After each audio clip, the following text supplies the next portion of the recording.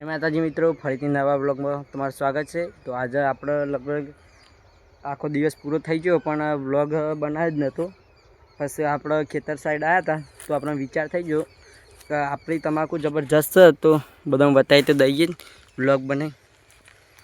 જો ખાઈશ સંગ ખાલી ખતરનાક તમાકુ આખો વીઘો।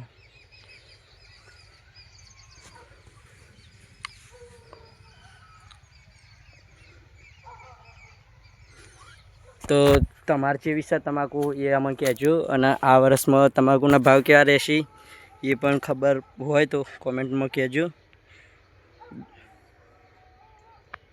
1.5 વીઘો જેવી છે તમાકુ।